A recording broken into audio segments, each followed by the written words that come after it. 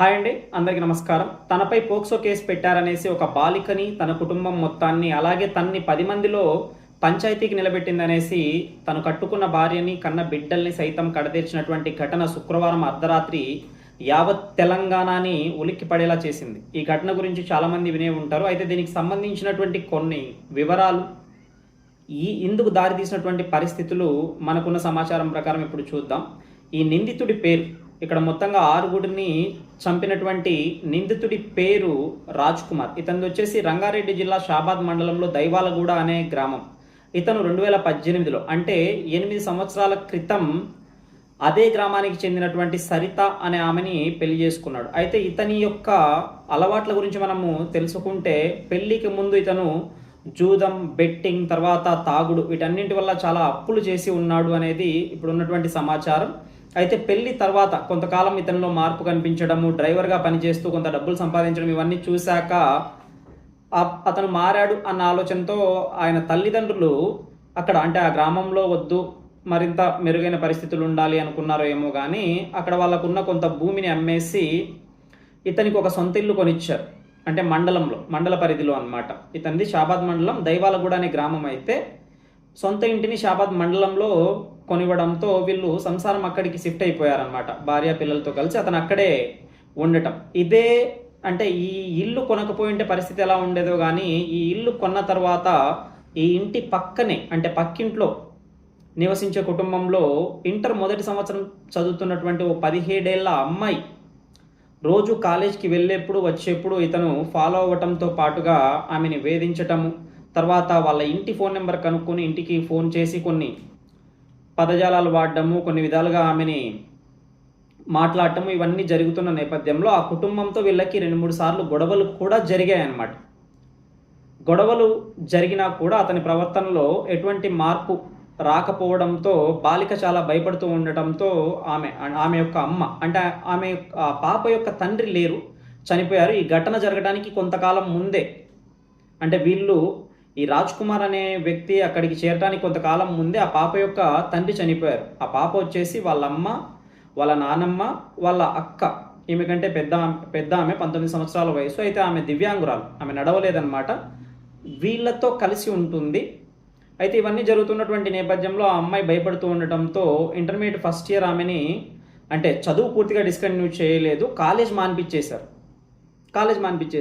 అయితే కాలేజ్ మాన్పించేశాక అమ్మాయి టైమింగ్స్ ఇవన్నీ మారిపోతూ ఉంటాయి కదా, పర్టికులర్గా అంటే బయటికి రావచ్చు, రాకపోవచ్చు, ఇవన్నీ జరుగుతూ ఉంటాయి. కాబట్టి ఇతను ఏం చేశాడు అంటే కాలేజ్ మానిపించాక ఏదో ఒక టైంలో ఏదో పర్పస్ మీద బయటకు వస్తూ ఉంటుంది కదా, కనుక్కోవడం కోసం అని చెప్పేసి ఇంట్లో ఏకంగా సీసీ కెమెరాలు అమర్చేసి ఆ అమ్మాయి యొక్క కదలికల్ని గమనించడం చూశాడు. సో అంటే ఆల్రెడీ ఈ ఘటనలు జరుగుతున్నటువంటి నేపథ్యంలో వీళ్ళకి డౌట్ వచ్చి సీసీ కెమెరాలు ఎందుకు అమర్చావు ఇలాంటివన్నీ ఇతని యొక్క తల్లిదండ్రులు అడుగుతున్నప్పుడు అతను పొంతనలేని సమాధానాలు చెప్పడంతో ఇతని ప్రవర్తన కొంచెం తేడాగా ఉందనేసి ఇతన్ని మందలించి సొంత గ్రామానికి పంపించేశారు. అక్కడ లేకుండా అంటే ఆ అమ్మాయి వాళ్ళ ఇంటి పక్కన లేకుండా సొంత గ్రామానికి పంపించేశారు, ఆ ఇంట్లో లేకుండా. అయినప్పటికీ కూడా ఈ సంవత్సరం మే 16వ తేదీ అంటే ఒక నెల గడిచిపోయింది అనుకోండి, 2 నెలలు కూడా ఇంకా పూర్తి కాలేదు. మే 16వ తేదీ అమ్మాయి ఇంటర్ పరీక్షలు రాయడం కోసం శంషాబాద్ దగ్గర ఏదో సెంటర్కి వెళ్ళారు. మరి ఏం పరీక్షలు ఏంటి అనేది ఆ ఇంటర్ ఫస్ట్ ఇయర్ అయితే డిస్కంటిన్యూ చేశారు. చదువు డిస్కంటిన్యూ చేశారు లేదని మనకు తెలియదు, సప్లిమెంటరీనా ఏంటి అనేది మనకు ఇక్కడ వివరాలు లేవు. బట్ ఏదో పరీక్షల విషయమై కళాశాల దగ్గరికి వెళితే ఆ విషయం తెలుసుకునేసి ఇతను ఫాలో చేసి ఆ కాలేజ్ దగ్గర అమ్మాయి చేయి పట్టుకోవడం జరిగింది.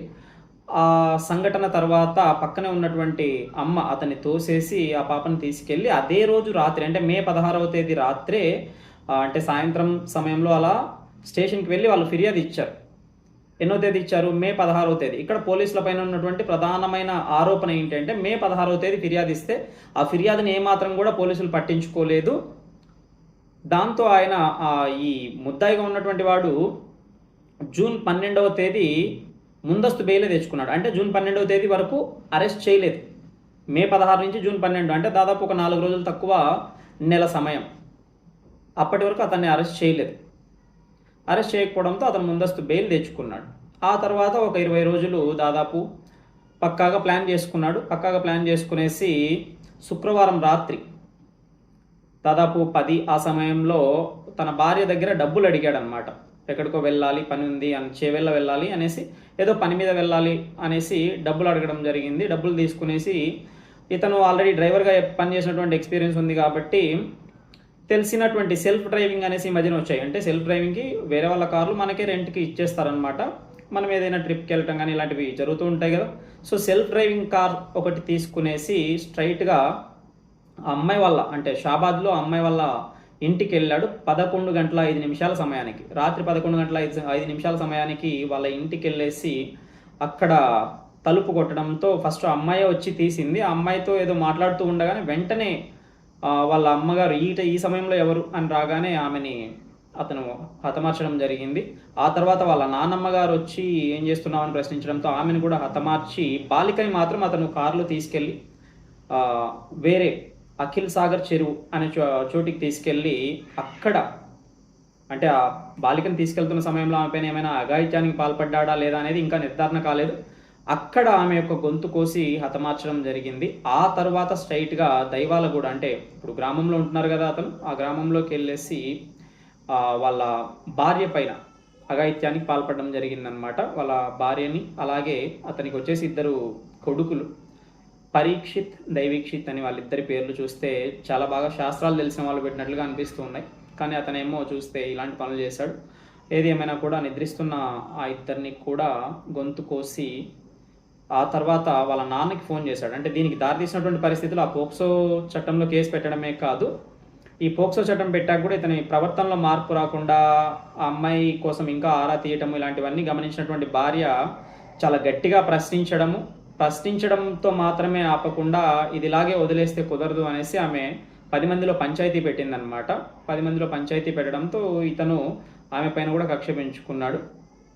ఆ సంఘటన మూలమై ఉండొచ్చు, పంచాయతీ పెట్టడమే మూలమై ఉండొచ్చు తన సొంత భార్యని బిడ్డల్ని కూడా చంపడానికి అనేది ఇప్పుడు వినిపిస్తున్నటువంటి మాట. అయితే ఏది ఏమైనా ఇతను ఇవన్నీ కూడా చేశాక తన తండ్రికి మొదట ఫోన్ చేశాడు. ఫోన్ చేసి 6 మందిని హతమార్చాను, నేను కూడా ఇంకా ఉండను అన్నట్లుగా ఏదో చెప్పేసి ఫోన్ కట్ చేసి స్విచ్ ఆఫ్ చేసేసాడు. ఆ తర్వాత తన తండ్రి ఆయన భార్యతో చెప్పడంతో, అంటే రాజ్ కుమార్ అనే వ్యక్తి యొక్క అమ్మ పరిగెత్తుకుంటూ పోలీస్ స్టేషన్కి వెళ్ళేసి ఇలా జరిగిందని చెప్పడంతో పోలీసులు 2 బృందాలుగా వెళ్ళారు. ఒక బృందం వచ్చేసి బాలిక ఇంటికి, ఇంకో బృందం వచ్చేసి ఇతని ఇంటికి. 2 చోట్ల కూడా మొత్తంగా వీళ్ళకి 5 మృతదేహాలు లభ్యమయ్యాయి. 6వ మృతదేహము అతను కార్ సీసీటీవీ ఇవన్నీ పరీక్షించి అఖిల్ సాగర్ చెరువు దగ్గరికి వెళ్తే 6వ మృతదేహం ఆ బాలిక మృతదేహం ఏదైతే ఉందో అది కూడా లభించింది. ఇక్కడ పోలీసులు మే 16న కంప్లైంట్ రిజిస్టర్ అయింది. జూన్ 12 వరకు అంటే దాదాపు నెల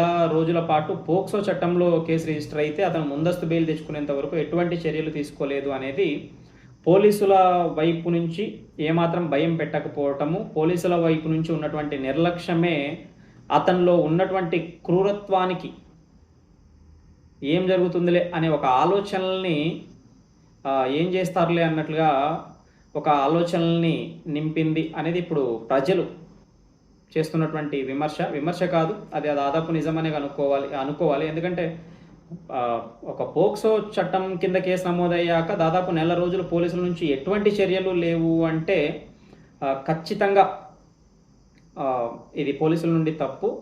ప్రస్తుతానికి అంటే పోలీసుల పైన చర్యల్లో భాగంగా షాబాద్ మండలం ఎస్ఐ రమేష్ని సస్పెండ్ చేయడం జరిగింది ప్రస్తుతానికి అయితే. ఎనీహౌ ఈ ఘటన జరగడం అనేది చాలా బాధాకరం. ఇలాంటి ఘటనలు జరగకుండా ఉండేలాగా పోలీసులు ఎప్పటికప్పుడు ఫిర్యాదులపైన చర్యలు తీసుకోవాలి అనేది మన ఛానల్ తరపున నేను చెప్పదలుచుకున్నటువంటి విషయం. మరిన్ని అప్డేట్స్ కోసం ఈ వీడియోకి లైక్ చేసి మా ఛానల్కి సబ్స్క్రైబ్ చేసుకోండి. Thanks for watching.